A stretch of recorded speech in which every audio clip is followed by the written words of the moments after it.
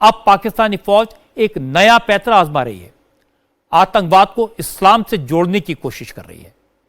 पाकिस्तान ने आज ये खुद मान लिया कि उसकी फौज जिहादी है और आर्मी चीफ आसिम मुनीर एक जिहादी जनरल हैं। पाकिस्तानी फौज अब अपनी आवाम को बता रही है कि जनरल आसिम मुनीर पाकिस्तान के अब तक के सारे आर्मी चीफ से बिल्कुल अलग हैं, मदरसे में पढ़े और हाफिज कुरान की डिग्री हासिल की थी। हाफिज कुरान वो होता है जिसमें कुरान को मुंह जुबानी याद कर रखा हो।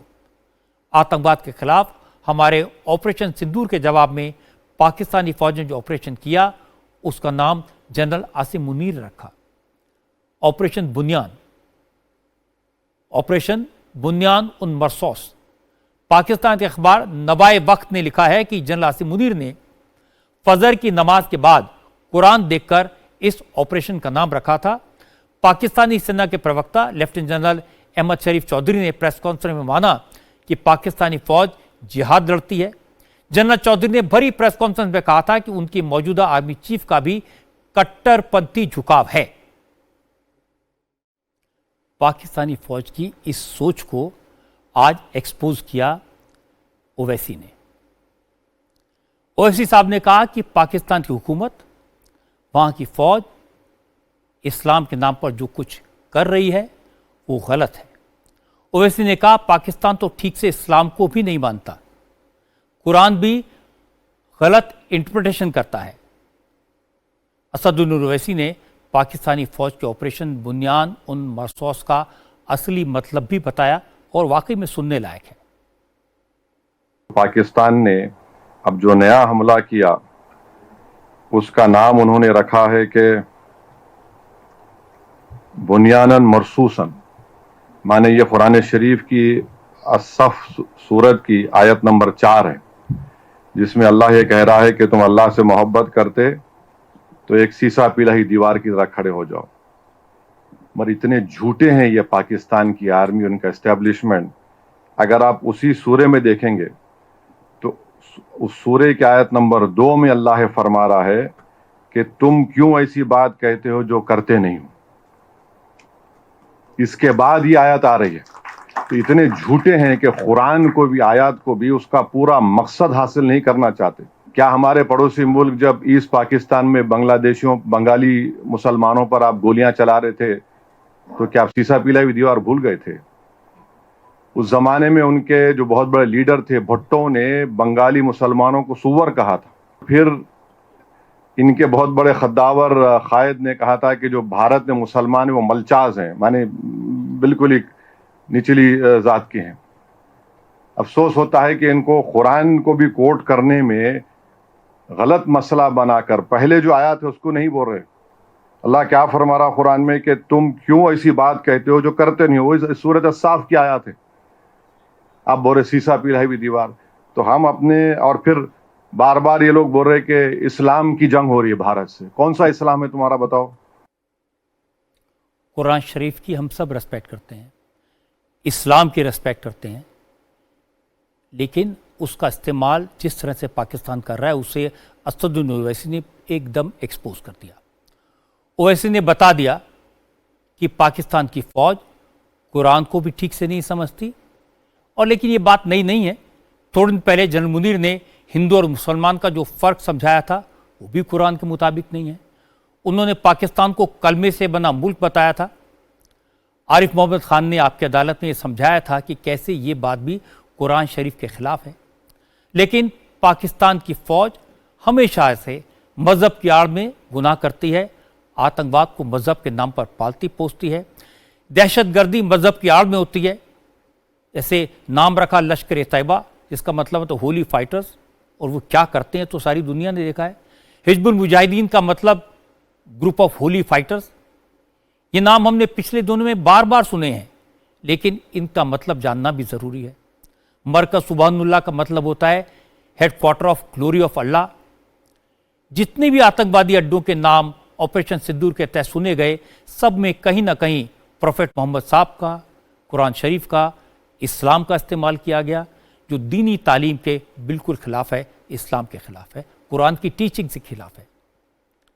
इसलिए इन आतंकवादियों को सज़ा मिली और इन्हें जहन्नुम में भी जगह नहीं मिलेगी। आज डीजीएमओ लेफ्टिनेंट जनरल राजीव भाई ने बड़ी इंटरेस्टिंग बात की, विराट कोहली का जिक्र किया, क्रिकेट की बात की और पाकिस्तान के हालात का कंपैरिजन क्रिकेट की एक घटना से किया जो उन्हें याद आई। राजीव भाई ने कहा कि 1970 के दशक में ऑस्ट्रेलिया और इंग्लैंड के बीच एशेज सीरीज खेली गई थी, जिसमें ऑस्ट्रेलिया के बॉलर्स डेनिस लिली और जेफ थॉम्सन ने इंग्लैंड को एकदम धराशायी कर दिया था। भारतीय सेना ने पाकिस्तान के आतंकी ठिकानों का वही हाल किया।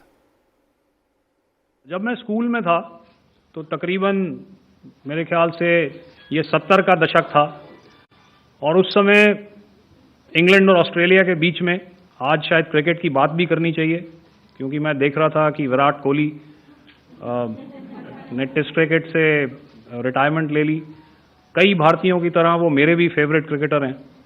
तो 70 के दशक में ऑस्ट्रेलिया और इंग्लैंड की फेमस एशेज सीरीज चल रही थी और उस समय ऑस्ट्रेलिया के दो बहुत तेज गेंदबाज जो कि क्रिकेट हिस्ट्री में बड़ा उनका नाम है, जेफ थॉम्सन और डेनिस लिली, उन्होंने अंग्रेजी बैट्समैन और उनकी बैटिंग लाइनअप को तहस नहस कर दिया था। और ऑस्ट्रेलियंस ने उस समय एक कहावत निकाली थी, that from ashes to ashes and from dust to dust, if Thommo don't get here then Lillee surely must. और अगर आप इस लेयर को देखें तो आप समझ जाएंगे कि मैं आपको क्या बताने की कोशिश कर रहा हूं। तो अगर आप सारे सिस्टम्स को पार कर भी गए तो आपको फिर भी एयरफील्ड या लॉजिस्टिक इंस्टॉलेशन या जो भी चीज को आप टारगेट कर रहे हैं उसमें पहुंचने से पहले कोई ना कोई इस लेयर्ड ग्रिड का सिस्टम जरूर गिरा देगा। आज हमारी सेना के कमांडर्स ने देश की जनता को साथ देने के लिए धन्यवाद किया। देश की जनता को इंस्पायर करने के लिए एक गाना भी चलाया गया। मैं ये गाना आपको सुनाऊं इससे पहले मैं चाहता हूं हमारी फौज के जो रिटायर्ड जनरल्स हैं, कई दिन से स्टूडियो में रहकर ऑपरेशन सिंदूर की एक एक डिटेल आपको समझा रहे थे, वो भी यहां आ जाएं। और आज मैं आप सब की तरफ से, पूरे इंडिया टीम की तरफ से उनको भी धन्यवाद देना चाहता हूं, उनको भी नमन करना चाहता हूं। प्लीज। जब लाश मनुज पर जाता है पहले विवेक मर जाता है, तो वचन नहीं तूने माना, मैं का मूल्य न पहचाना, बोले मैं भी अब जाता हूँ, अब तुम संकल्प सुनाता हूँ, याचना नहीं अब रण होगा, जीवन जय की मरण होगा।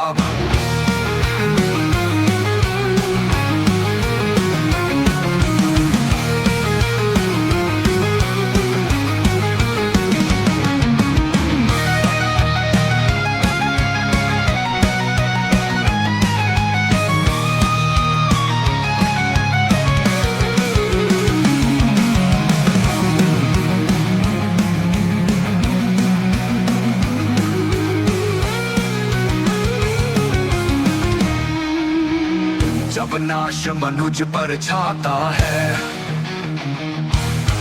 पहले विवेक मर जाता है।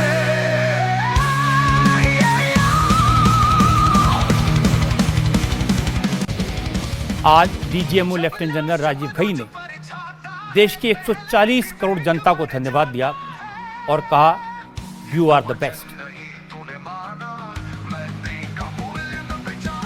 I would like to highlight again that in every single domain that Operation Sindhur has been prosecuted, there has been absolute synergy between the three services. Not only have we, in this endeavor, been fully supported by our government, departments, and agencies, I cannot here not mention our 140 crore countrymen that have stood behind us with their prayers and goodwill, urging and inspiring us to achieve our mission and objectives. For that, we salute you. You are indeed the best. आज मैं अपनी army, navy, air force और BSF के जवानों से, अफसरों से कहना चाहता हूं, यू आर द बेस्ट। और आइए हम सब मिलकर अपनी बहादुर पराक्रमी सेना को कहें, जय हिंद की सेना, जय हिंद। संकल्प सुनाता हूँ, याचना नहीं अब रण होगा, जीवन जय की मरण होगा।